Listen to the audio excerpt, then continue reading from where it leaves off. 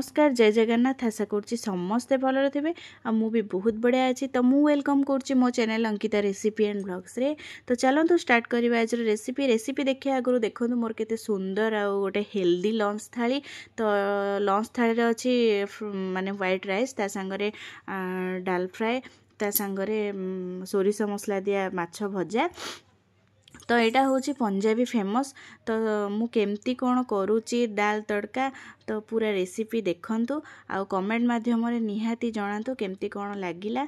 तो चलतु स्टार्ट करवा। देखो मो पाखर थिला गोटे मिक्स डाल पैकेट तो ताकू मु कौन कली ना 1.5 बाउल मिक्स डाल को मु बतरेकी भलसे प्रथमे मु धोईकी ताकू बतरे नेबा।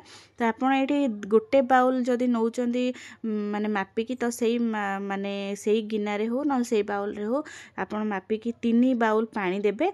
माने गोटे गिना डाली को 3 गिना पानी ता संगरे मु आउ गोटे अध गिना नेइथिली जेहेतु आउ गोटे गिना पानी मान टोटाल मु नेली 1.5 गिना डाली को 4 गिना पानी घंटाटे बतरेला पर देखो मु ट्रांसफर कर नेली प्रेशर कुकर को। तापर मु एथरे अल्प देबी तेल हलदी गुंड स्वाद अनुसार लुण देकी 4 ରୁ 5टा हुइसिल मीडियम फ्लेम रे मु छाड़ देबी हेबा पई। तो सी भलसे सीझीज 4टा 5टा हुइसिल रे। तो तापर तड़का प्रिपेयर पे मु देखो नेली मीडियम साइज रो 2टा पियाज को गोटे टमाट को नेली।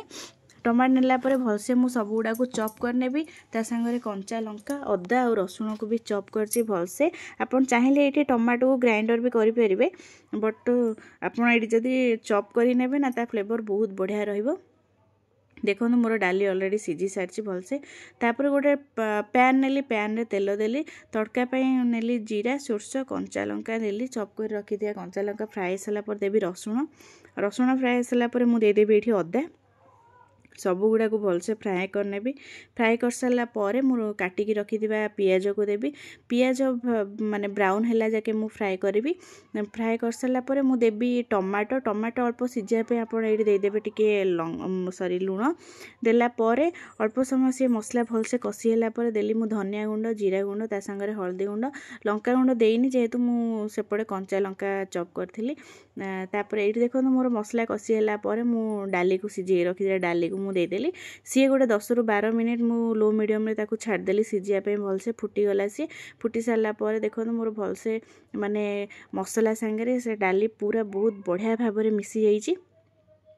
तो ये गोटे बहुत बढ़िया सुपर टेस्टी वाला आम गोटे तड़का लगेगा।